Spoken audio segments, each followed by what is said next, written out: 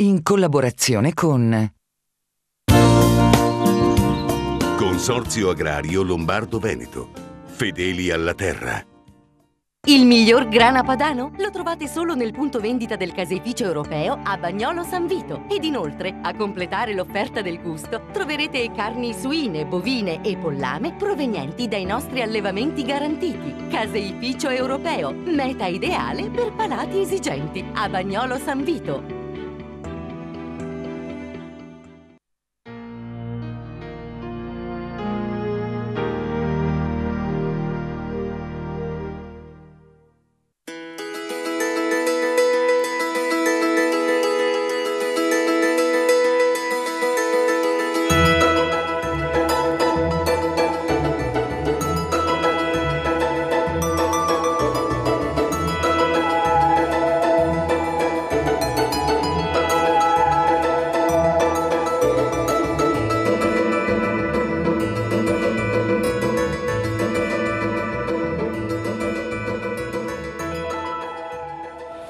Buonasera e benvenuti a questa nuova puntata di Confini oltre l'agricoltura, puntata che abbiamo scelto stavolta di dedicare ai consorzi di bonifica, enti che rappresentano in un certo senso il baluardo per il nostro territorio, ma spesso forse poco conosciuti. Vedremo insieme come stanno affrontando la procedura di riordino secondo quanto stabilito dalla Giunta regionale e andremo a scoprire la loro operatività in condizioni di emergenza. Tutto questo lo faremo con i nostri due gentili ospiti in studio: Ada Giorgi, presidente del Consorzio di Bonifica Terre dei Gonzaga in Destra Po, grazie per essere qui oggi, e Carlo Anselmi, presidente del Consorzio di Bonifica Alta e Media Pianura Mantovana, nonché presidente di Urbim, Unione Regionale Bonifiche e Irrigazioni. Lo ricordiamo, è un ente che riunisce i 22 soggetti regionali impegnati nel settore delle bonifiche.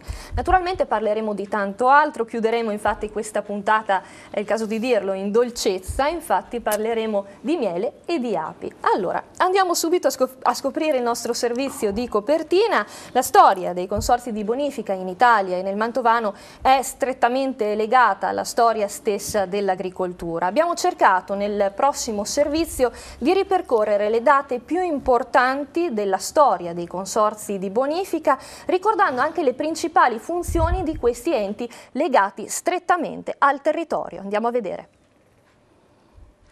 Lavorano per la protezione e la tutela responsabile del territorio, sono i consorzi di bonifica, esistono da oltre un secolo, da quando nel 1904 con Regio Decreto vengono istituiti per prosciugare le zone paludose della penisola. La Costituzione obbligatoria arriva nel 1933. A Mantova si inizia a parlare di opere di bonifica già nel 1872, è la Camera di Commercio ad occuparsene, riconoscendo la situazione critica dei canali di scolo. La manutenzione annua della rete, prima affidata ai privati con risultati spesso insoddisfacenti, costa 80.000 lire. È il 1899 quando la vasta piaga di Burana viene sanata. 80.000 ettari di terreno a cavallo delle province di Mantova, Ferrara e Modena vengono affrancati dai capricci del Panaro. I consorzi nascono ufficialmente poco più tardi, se ne contano una quindicina alla fine del primo ventennio del secolo.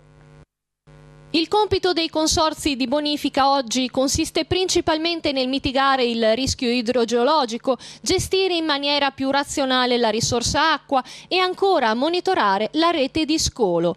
Poi ci sono i lavori per così dire quotidiani, il mantenimento del sistema drenante, il monitoraggio dei bacini, il rialzo e potenziamento degli argini nei punti critici, così come lo sfalcio delle sponde dei canali e la pulizia dei fondali sono attività necessarie per sostenere le attività agricole e per scongiurare facili catastrofi. Ma anche nelle situazioni di emergenza il ruolo dei consorzi è fondamentale. Lo confermano quegli imprenditori costretti a lottare contro l'istinto distruttivo delle nutrie, la violenza delle piogge e la forza delle alluvioni. Sono loro il baluardo delle campagne quando restano inermi in balia delle forze della natura. Rieccoci in studio. Io partirei proprio da Anselmi in quanto presidente di Urbim. Bene, quali sono le funzioni nel Mantovano dei consorzi di bonifica in concreto? Ma le funzioni nel Mantovano sono quelle che sono anche nelle altre province, non è che sia diverso il Mantovano. possono essere diverse le zone, no? Perché c'è chi fa più bonifica, chi fa più irrigazione o viceversa. La situazione dei compiti che oggi hanno i consorzi di bonifica sono molto cambiate dalla presentazione che avete fatto voi, che va benissimo, però oggi hanno compiti molto diversi, che sono quelli anche di gestione e di tutela del territorio. In effetti non è soltanto la gestione delle acque, sia le acque di pioggia che le acque di irrigazione che vengono gestite dai consorzi, ma anche il territorio stesso. In effetti noi abbiamo compiti per quanto riguarda anche il mantenimento diciamo della parte boscata, cercare di mantenere le zone umide, la gestione di zone umide, ma soprattutto anche interventi che normalmente vengono concordati con gli enti pubblici, cioè i comuni e le province, della costruzione e manutenzione di strade alzaie che vengono trasformate in ciclabili, in percorsi pedonali. C'è tutto un discorso ambientale molto più ampio da quelli che erano i compiti iniziali dei consorzi di quindi bonifica. Insomma è un ruolo che si è evoluto comunque nel tempo e che si è ampliato. Quindi. Un ruolo che si è evoluto e che si è ampliato. D'altronde nella fase di riordino, che poi ne parleremo, che si sta portando avanti anche in Regione Lombardia, oltre al fatto di rendere i consorzi enti più grandi, con, diciamo, che possono fare delle economie di scala, una gestione diversa da come è stata portata avanti fino adesso, c'è anche l'impegno della Regione di dare maggiori compiti ai consorzi di bonifica proprio nella gestione del territorio. Certo, poi li vedremo questi compiti in particolare. Ecco, io Anselmi le faccio una domanda legata proprio all'attualità anche delle ultime settimane e degli ultimi mesi. La scorsa estate si è infatti tornati a parlare del lago d'Idro e per l'ennesima volta le acque sono rimaste a monte, in parte per scopi turistici, in parte per alimentare le centrali idroelettriche, lasciando però a secco gli agricoltori. Adesso qual è la situazione? C'è qualcuno che magari non rispetta le regole? Beh, adesso il problema non esiste perché non c'è più da irrigare. Evidentemente il problema è esistito quest'estate, soprattutto a fine estate, cioè eravamo nella prima decade di agosto, quando non siamo rimasti a secco, ma abbiamo dovuto ridurre del 50% le portate, perché non c'era più acqua a monte. Questo è un fatto contingente che sta avvenendo in questo periodo perché il sistema di scarico del lago d'Idro non è più utilizzabile, esiste una galleria di fondo che serve per scaricare le piene del lago, altrimenti il fiume non ce la fa, che non è utilizzabile. La Regione ha già stanziato 51 milioni di euro per costruire la galleria nuova, ma c'è da fare, quindi servono degli anni. Noi avevamo fatto degli accordi assieme Regione Lombardia, Provincia di Trento, per far sì che nei momenti di magra fossero i bacini montani a darci i quantitativi di acqua sufficienti per irrigare. Qui c'è il problema che ci sono le due regioni, Regione Lombardia e poi Provincia di Trento. I bacini montani sono tutti nella Provincia di Trento.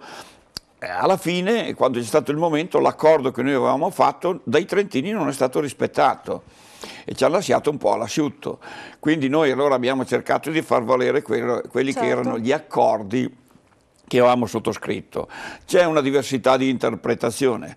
Sta di fatto che poi a fine stagione, se noi avessimo guardato l'acqua che di fatto è scesa dai bacini montani, non dico che sarebbe stata sufficiente per irrigare normalmente, ma quasi. Solo che ce l'hanno data nei momenti sbagliati, non rispettando le regole. Allora quando me la danno nel momento sbagliato che non mi serve, va a valle e quindi non serve a nessuno. Quindi non è neanche una grossa questione di metri cubi di acqua, è una questione proprio di metterci d'accordo su come e quando l'acqua serve e non seguire soltanto la borsa dell'energia, perché loro cercano di immaginare tanto quei giorni che l'energia cresce e cercano di rallentare quando l'energia cala.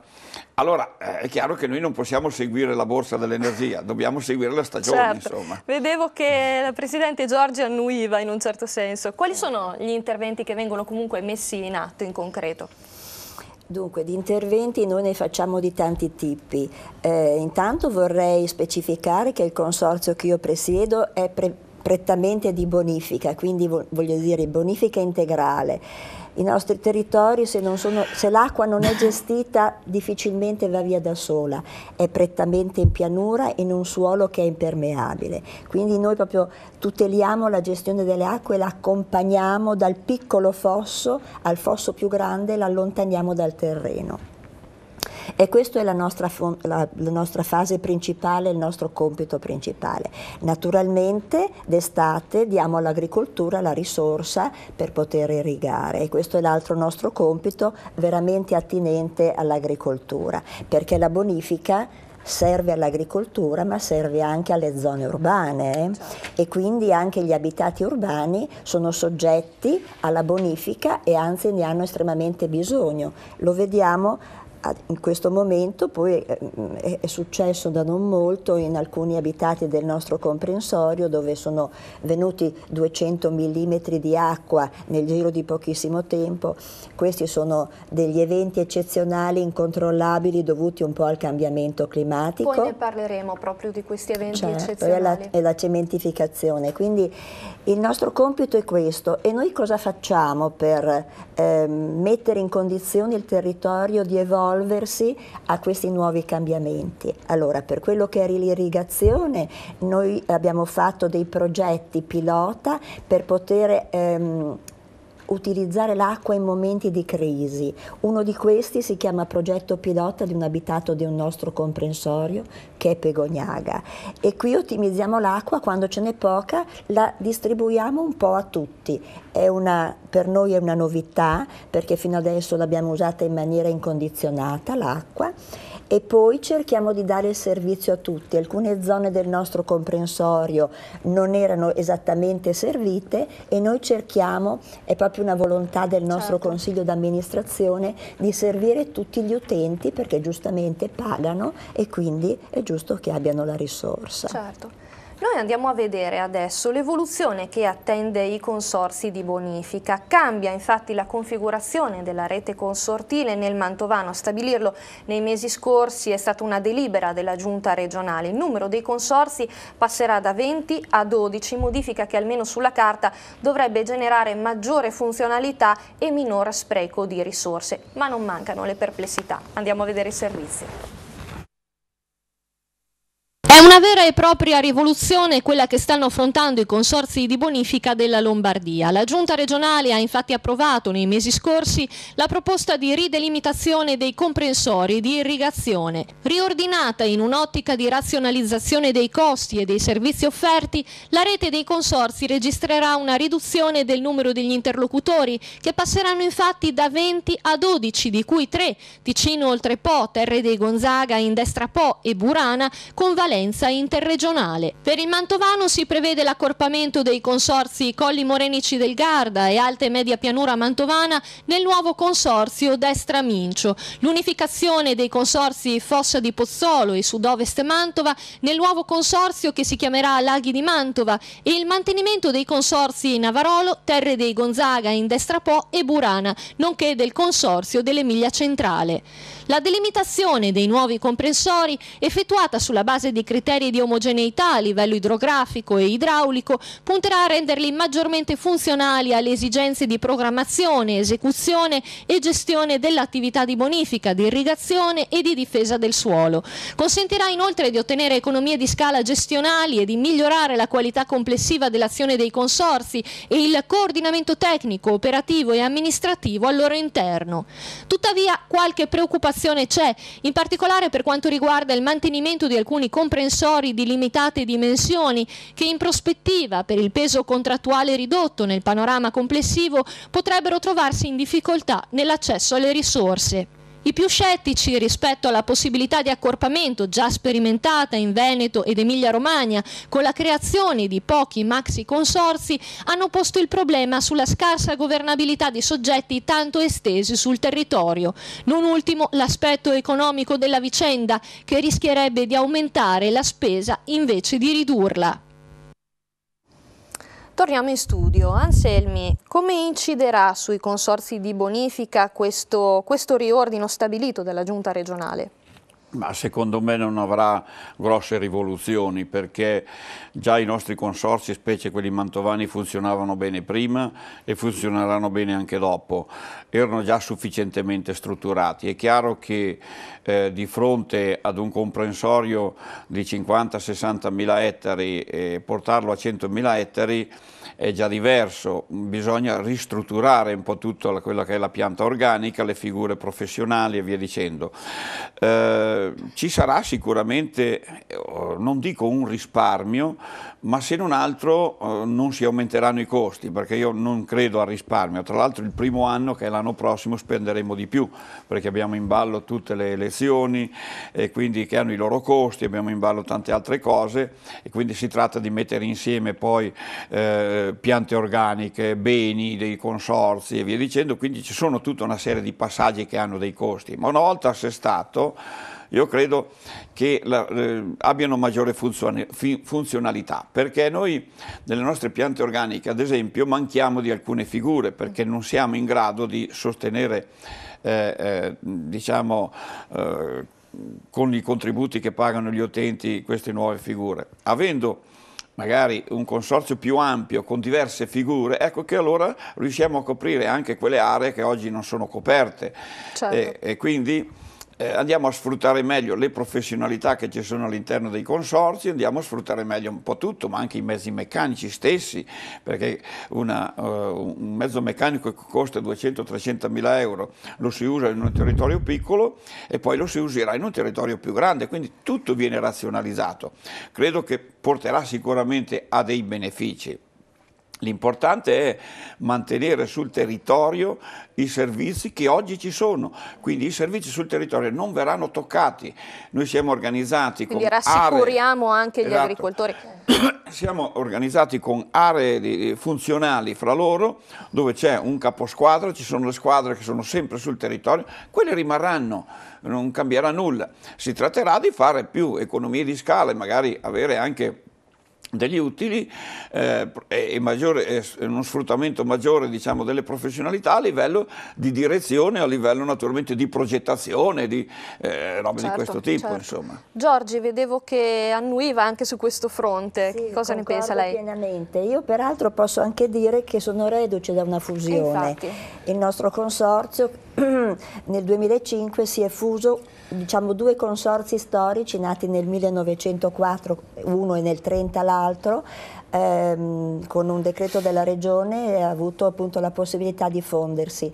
Quindi sono alcuni anni, noi abbiamo già visto che delle economie subito non se ne fanno, forse nel medio termine, come diceva Anselmi che mi ha preceduto, si potrà vedere di ottimizzare qualche funzione di qualche dipendente, ottimizzando la sua disposizione nell'assetto del consorzio, perché poi alla fine l'operatività, i consorzi sono un ente molto vicino al territorio, quindi per quello che riguarda gli operai della campagna sono coperti per ogni singola zona, quindi lì non si può cambiare né in più né in meno, certo. Quello che ci vuole, perché effettivamente noi siamo al servizio del contribuente e questo è la nostra forza, diciamo, anche. In un certo senso, quando si è detto prima il baluardo del territorio, sì, perché effettivamente quello. I nostri tecnici conoscono perfettamente il territorio, lo gestiscono appunto per questo, molte volte insieme alla protezione civile,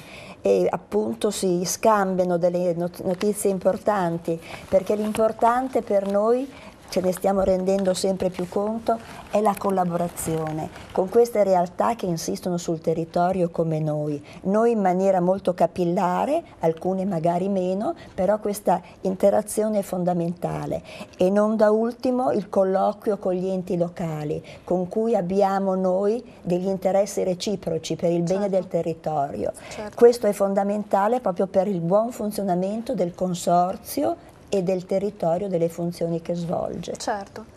Bene, noi ci lasciamo per una brevissima pausa, torneremo fra poco per vedere proprio l'operatività dei consorzi di bonifica legata in particolar modo alla piena del Po.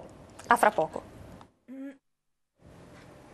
Eccoci di nuovo in studio con la seconda parte di Confini oltre l'agricoltura. Abbiamo parlato del riordino dei consorzi di bonifica, allora abbiamo preparato due cartine per farvi vedere la situazione attuale e quella che attende i consorzi dopo appunto questo riordino stabilito dalla Giunta regionale.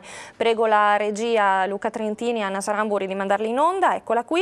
Abbiamo la situazione prima, la situazione attuale sostanzialmente dei consorzi di bonifica. Anselmi, se riusciamo a commentarla brevemente, è quello che sostanzialmente la situazione attuale è questa, sì. E poi abbiamo quella successiva che vede appunto il riordino dei consorzi dopo la fusione sostanzialmente. Sì. Eccola qua. E quindi vediamo che appunto c'è questo passaggio dai 20-22 ai 12 futuri, insomma, quindi con questo assorbimento in un certo senso. Parliamo adesso però dell'operatività dei consorzi di bonifica in relazione alla piena del Po del 2000. C'è stato proprio un momento nel 2000 in cui i consorzi di bonifica del Mantovano sono scesi in campo in maniera compatta ed è stato questo evento. Le piogge eccezionali raggiunsero 11 anni fa punti di 600 mm in alcune zone in pochissime ore. A Piacenza la quantità di acqua trasportata dal Po fu stimata in 13.400 metri cubi al secondo.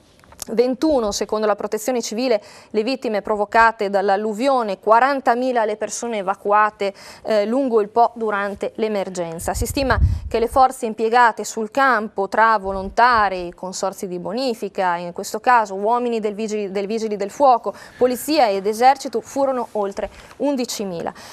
Ecco le immagini di quei momenti che ci sono state fornite proprio dal consorzio di bonifica Terra di Gonzaga.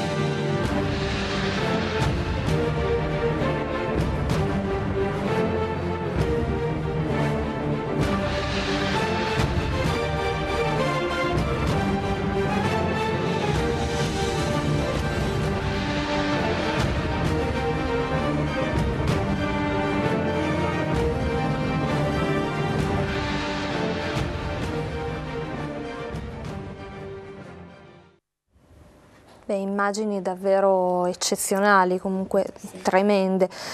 Come avete operato voi come consorzio di bonifica nel 2000? Dunque, innanzitutto vorrei ricordare che quello che abbiamo visto è un filmato che riguarda l'allagamento della golena di San Benedetto Po, che fa parte del nostro comprensorio. Preciso che gli argini maestri non sono stati toccati logicamente e non sono di nostra competenza ma dell'AIPO.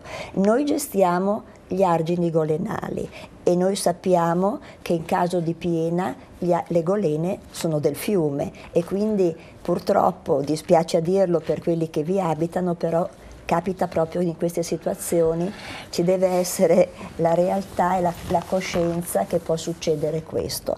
Questo è stato un filmato che rende anche una descrizione molto cruenta di queste cose. Logicamente è attinente alla protezione civile, ma i nostri uomini sono rimasti per tutto il tempo sugli argini, noi stessi, anche noi amministratori, eravamo presenti, perché di fronte a queste cose non si può rimanere insensibili. E questo deve essere un avvertimento, perché non si può non riconoscere che ci possono essere delle cause che potrebbero portare a danni ancora peggiori, perché se in questo caso, in una pina del genere, in cui non si è arrivata al livello del Po, che potrebbe essere adesso 18,60 secondo le medie che dice l'AIPO, premetto che il nostro comprensorio di bonifica ha un perimetro di 50 km che costeggia il Po, quindi è una cosa che, pur non essendo di nostra competenza, ci riguarda da vicino. E appunto mi vorrei collegare a quello che dicevo prima.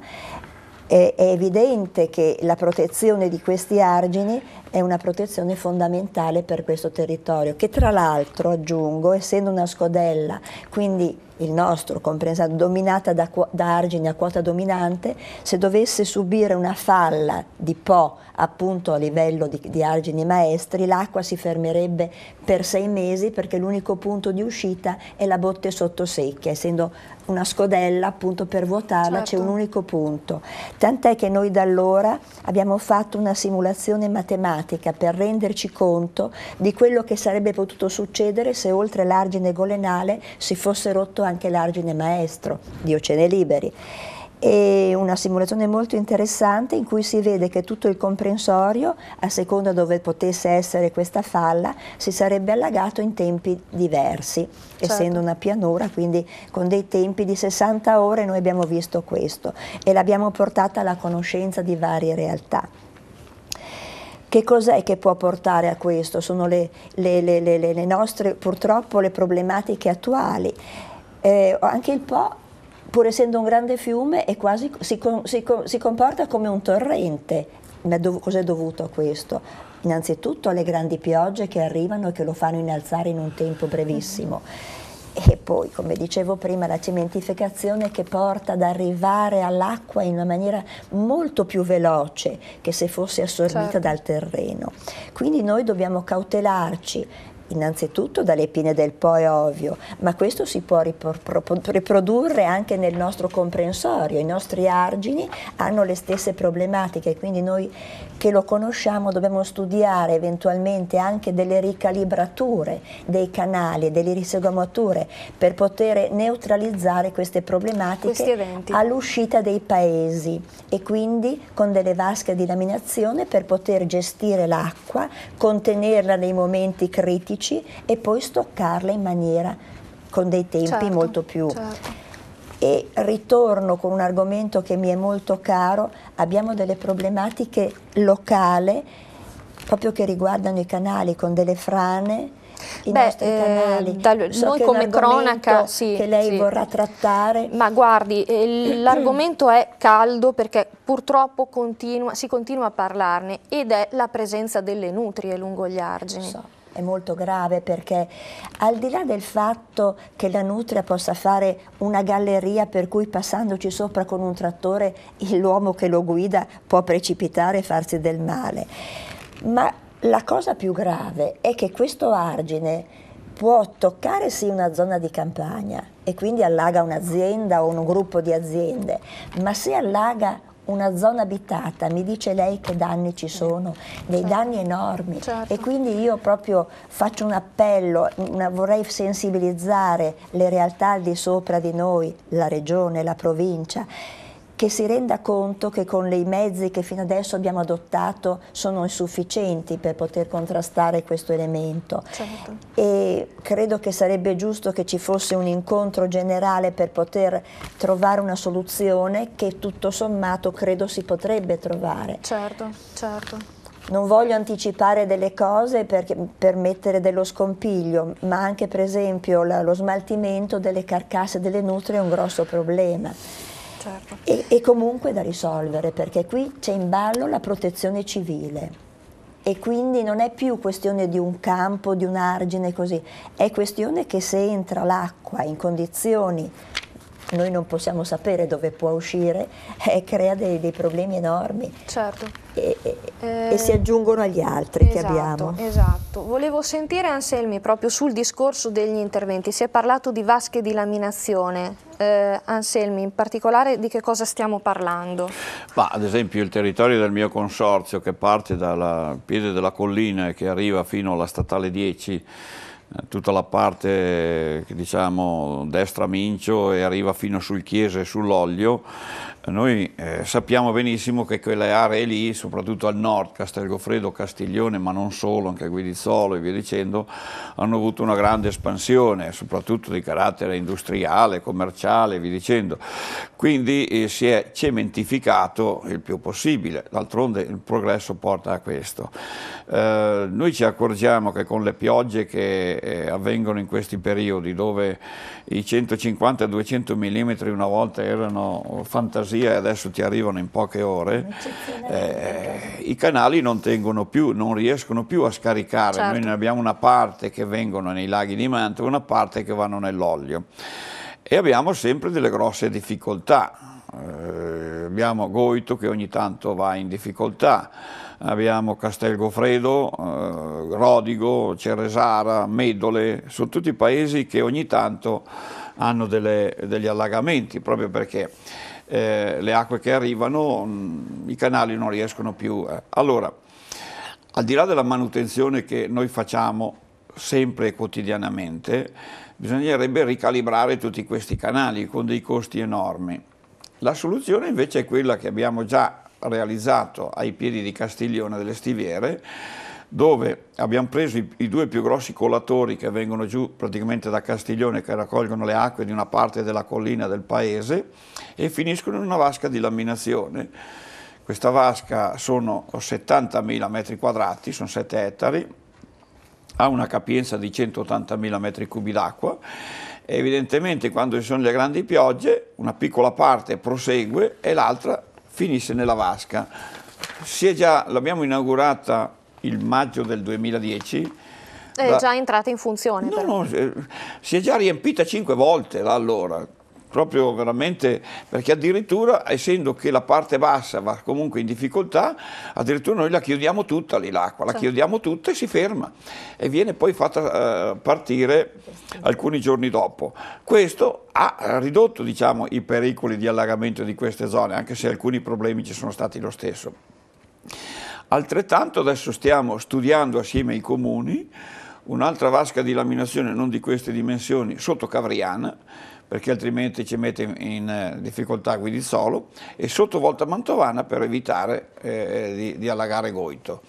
Abbiamo già individuato i terreni che possono essere a disposizione, quindi si tratterà proprio di creare questo diciamo, sistema di vasche che riescono a raccogliere la maggior parte di acqua di prima pioggia e trattenerla, altrimenti non ci si salva. Quindi insomma ancora una volta i consorzi di bonifica si confermano attenti alla sicurezza del territorio. Noi siamo andati a sentire ora Massimo Lorenzi, presidente del consorzio di bonifica Fossa di Pozzolo, che ci ha commentato, ci ha parlato di quanto avvenuto nei giorni scorsi nel canale di Parcarello, ma con lui abbiamo parlato anche dell'utilità dei consorzi e soprattutto di chi dice che i consorzi comportano soltanto spese e di fatto sarebbero inutili. Andiamo a sentire che cosa ha detto Massimo Lorenzi. Nei giorni scorsi il canale Parcarello è rimasto all'asciutto provocando una improvvisa moria di pesci. Qual è la causa? Sono personalmente, ma anche come del consorzio, dispiaciuto per quanto è successo al Parcarello. Siamo anche sempre stati assieme ad AIPO, e sottolineo assieme agli enti preposti, molto attenti a quanto riguarda l'acqua, l'ecologia, i pesci e la qualità della vita nei nostri fossi. Vedremo il perché è successo, anzitutto, questo non glielo so dire, ovviamente, e che non si ripeta. Cosa vi attendete dal riordino dei consorzi? Sul riordino dei consorzi abbiamo preso delle posizioni che sono quelle regionali, ovviamente, e stiamo aspettando che la Regione ci dia ulteriori informazioni per poter operare in merito, perché abbiamo una serie di disposizioni regionali sul riordino dei consorzi importanti che dobbiamo anche rispettare. Credo che nel frattempo comunque una leggera riflessione anche alla luce degli avvenimenti che sono successi in Liguria e non solo in Liguria, si debba anche pensare all'efficienza di questi enti, ecco, perché finora devo dire che i nostri enti, o meglio i nostri consorzi, sono stati molto efficienti. Qualcuno dice che i consorzi di bonifica sono inutili e costosi. Lei cosa risponde? Chi fa queste affermazioni, le porte sono aperte, noi oltretutto siamo enti positivi dal punto di vista economico, non prendiamo una lira dallo Stato, se non per i grandi lavori, ma questo è un altro discorso, non costiamo assolutamente niente perché costiamo lo 0,2, lo 0,3% del bilancio come amministratori, i bilanci pesano nelle tasche degli utenti, gli utenti per il mio consorzio, ma penso di parlare anche a nome degli altri consorzi di Mantova, pesano per il 90% sulle tasche degli agricoltori. Credo che chi fa queste affermazioni non conosca molto bene i consorzi e soprattutto i nostri consorzi. Giorgi, quanto avvenuto nel canale Parcarello e anche un pochino quanto avvenuto, ricordo, a Moglia quest'estate quando si è verificata questa moria di pesci in seguito alla chiusura del canale. Sì. Ecco, voi come consorzi di bonifica come intervenite? Che parte avete in queste dinamiche? Tutto è avvenuto in autunno, quando noi ormai avevamo chiuso la nostra derivazione irrigua. Abbiamo un periodo in cui l'irrigazione viene fatta e oltretutto noi l'acqua la prendiamo da un consorzio di consorzi che la gestisce e poi ce la immette nei nostri canali. D'estate i canali si mettono in quota, oltretutto a beneficio anche degli urbani, diluendo gli scarichi dei paesi, delle nostre città, e quindi lì si prolifera il pesce. Quando all'autunno noi chiudiamo perché ovviamente non possiamo prendere dell'acqua pagandola per tenere i canali riempiti quando in genere l'agricoltura non serve più. Però lo facciamo con un certo metodo, alcuni canali rimangono con un certo minimo deflusso vitale in modo da consentire al pesce che è rimasto allora, di poter... quando parlate di minimo deflusso vitale, è un minimo di acqua che consente un minimo la possibilità di sopravvivere ai pesci, quindi alla fauna. E abbiamo anche delle convenzioni noi con alcune realtà di pescatori in cui diamo anzi un ristoro maggiore tenendo un franco, cioè un'altezza di acqua maggiore proprio per questa possibilità, in modo che loro avvisino i loro utenti e possano andare anche a raccoglierlo. Ora cosa succede? A volte con il caldo il pesce va in asfisia maggiormente e infatti non sono morti i pesci nei nostri canali, ma boccheggiavano, diciamo, perché il minor quantitativo di acqua li ha messi in condizioni di boccheggiare. Però noi più di tanto non possiamo fare, diamo questa possibilità, abbiamo questa convenzione, lo facciamo molto volentieri perché tra l'altro crediamo di poter... Abbiamo un buon rapporto tra l'altro con queste realtà di associazioni di pescatori. Buttar via del pesce è un peccato, certo che a volte il caldo magari accentua questa possibilità, però è tutto gestito, è tutto risaputo, noi diamo la comunicazione che nei giorni successivi mettiamo in condizioni di svasare la nostra rete. Perché?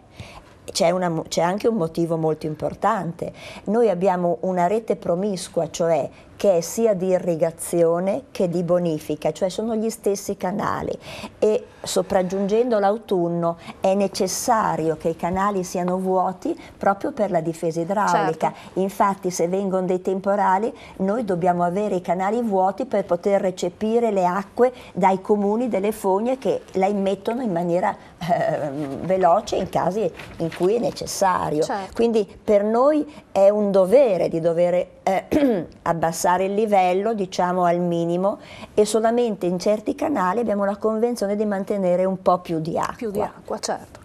Noi ci lasciamo ancora per una brevissima pausa, tra poco con la terza parte di Confini.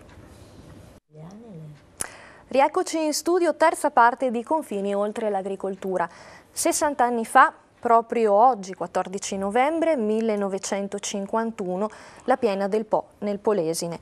Noi abbiamo voluto ricordare quei terribili momenti mettendo assieme le immagini dell'Istituto Luce e le immagini delle ultimissime piene del Po, quella di pochissimi giorni fa.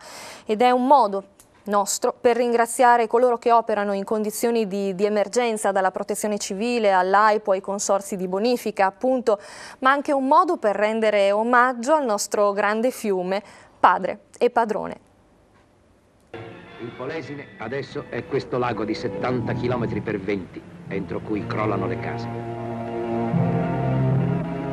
Prima di fare uscire i buoi dalla stalla, di salvare magari le brocche in mezzo a tanta acqua, la gente ha resistito finché poteva. Volevano difendere le loro case contro questa guerra della natura. Quando la fuga è decisa, non si voltano più indietro. Se guardassero ancora la casa non avrebbero coraggio di staccarsene. Uno di questi bambini aspettava un fratellino. Gli è nato durante la fuga, sulla barca. Alla tragedia della Valle Padana dedichiamo questo documento, perché tutti gli italiani vedano, perché tutto il mondo veda. La natura stavolta ci ha fatto guerra. Italiani, aiuto per gli italiani.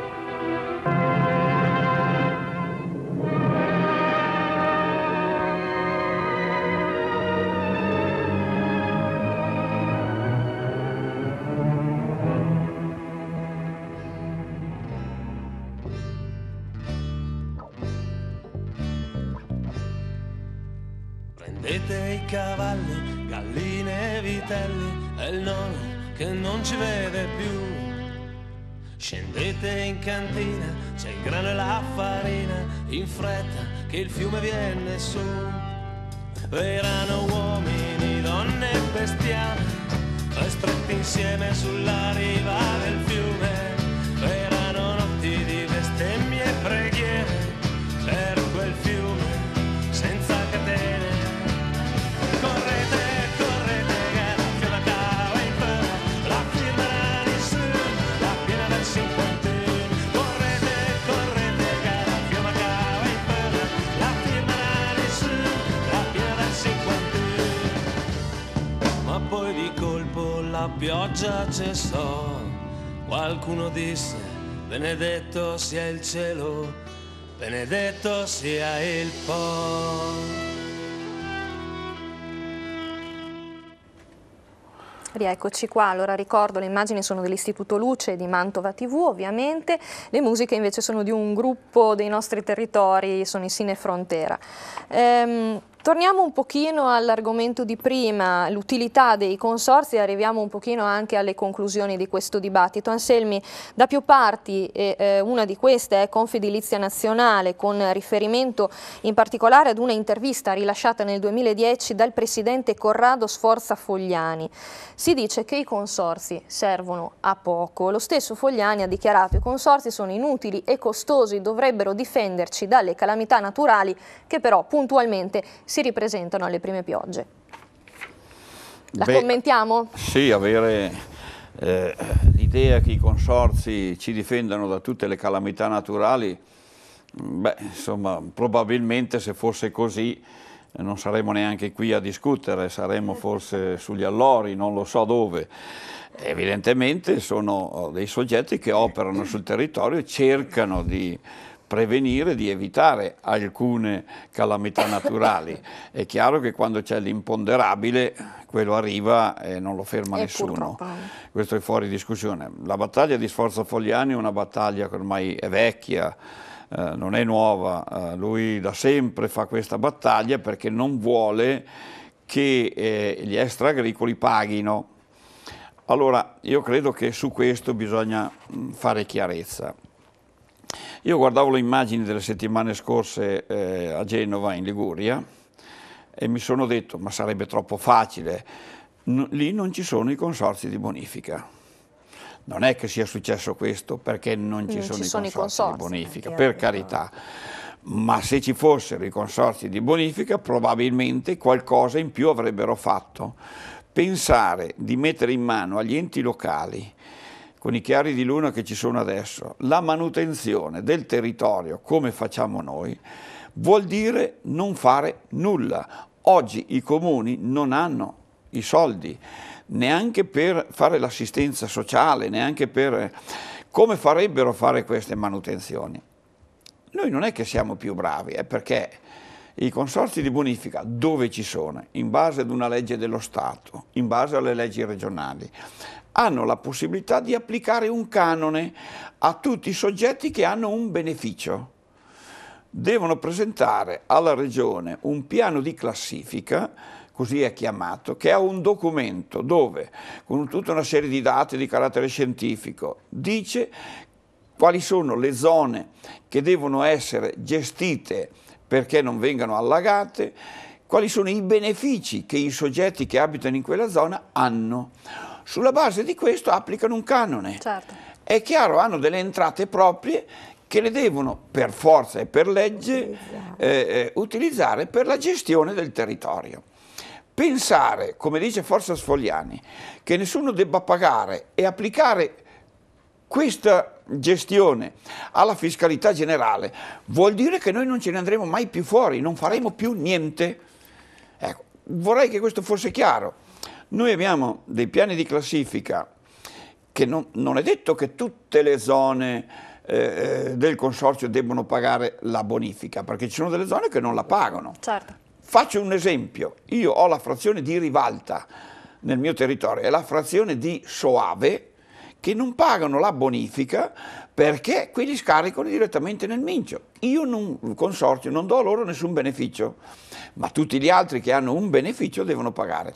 La vasca di laminazione di Castiglione delle Stiviere, che ha messo in sicurezza tutti quei territori, è chiaro che tutti coloro che scaricano nei colatori che finiscono in questa vasca, la gestione la devono pagare loro. Certo. Applicheremo un canone e pagheranno la gestione.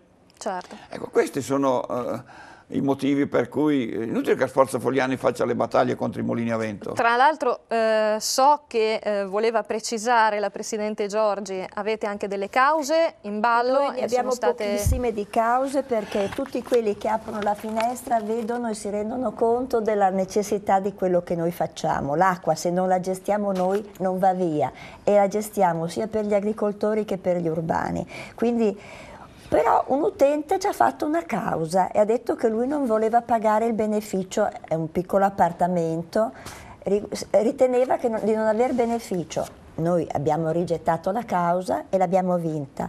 È questione di poco, ma è una questione di principio e qui non si può non dire, non può passare inosservato, perché effettivamente se anche la magistratura ha ritenuto di premiare il nostro lavoro, credo che sia anche utile e giusto poterlo dire. Certo. Bene, noi abbandoniamo per un attimo il nostro dibattito sui consorzi di bonifica, andiamo a vedere invece la situazione dell'apicoltura a Mantova. Infatti la Giunta regionale ha approvato nel mese di settembre il nuovo piano per l'apicoltura che prevede un sostegno alle attività degli imprenditori del miele. Ecco cosa ne pensano Elisabetta Ruberti e Marco Cuzzocrea della cooperativa Mieli Goccia d'Oro di Mantova. Con loro vediamo proprio lo stato di salute dell'apicoltura mantovana. Miglioramento delle capacità imprenditoriali degli apicoltori, sostegno alla competitività e salvaguardia della salute degli alveari. È su queste tre linee di intervento che si muove il piano annuale della Regione Lombardia, approvato nel mese di settembre a firma dell'assessore all'agricoltura Giulio De Capitani.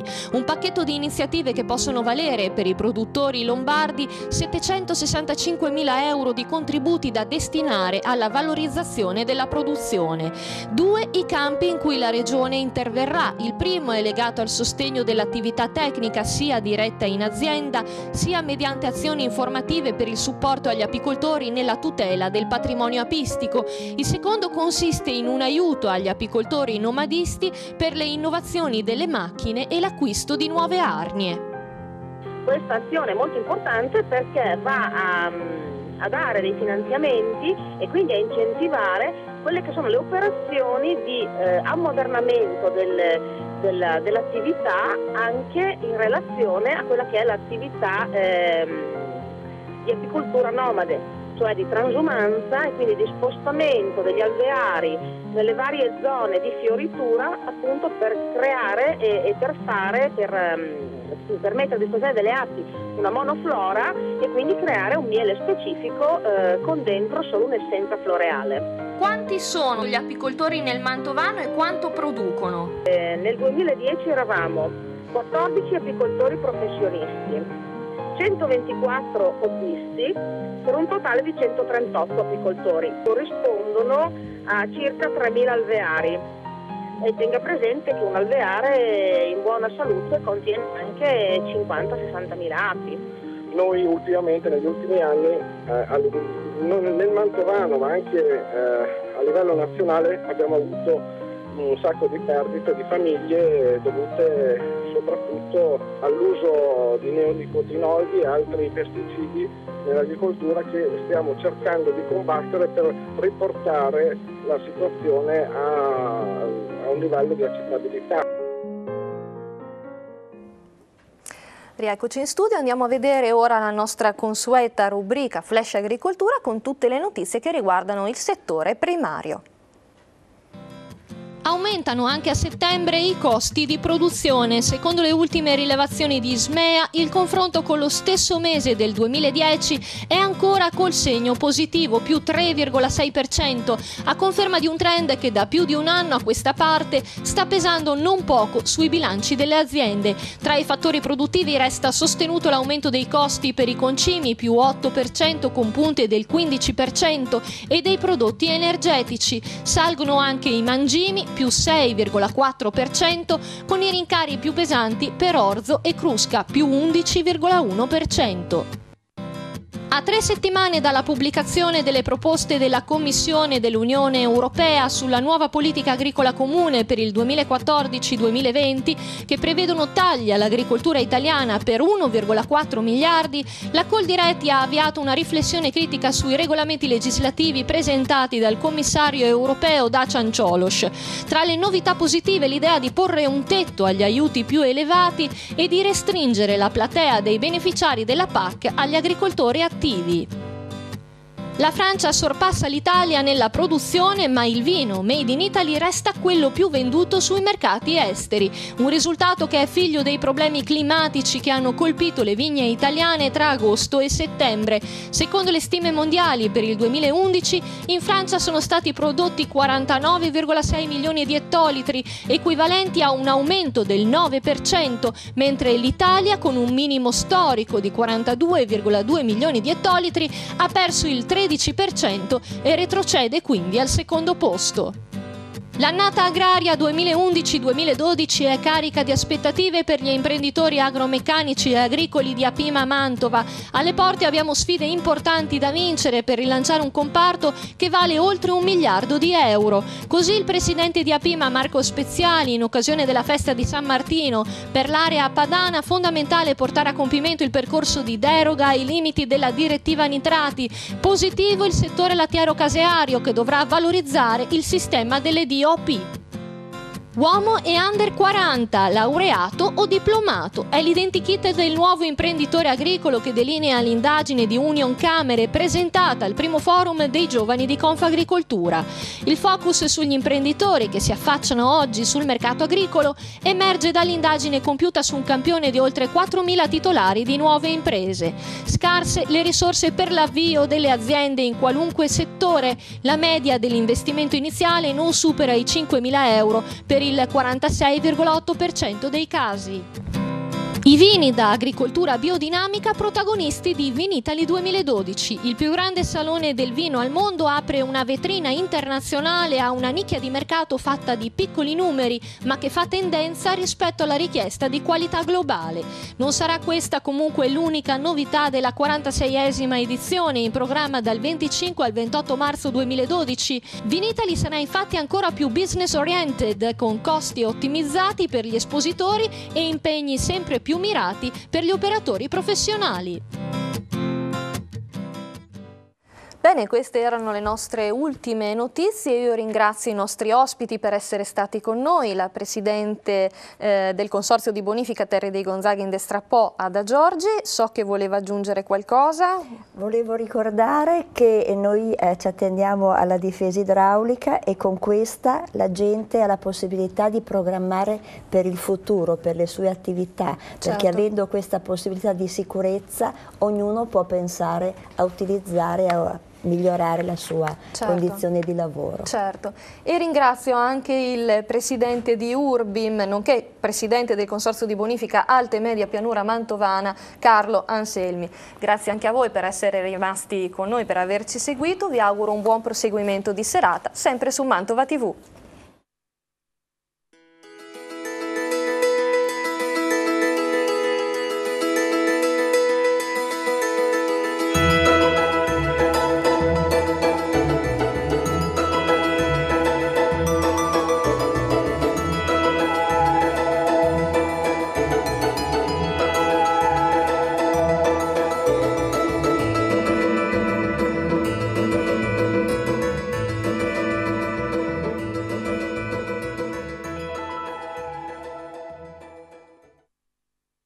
In collaborazione con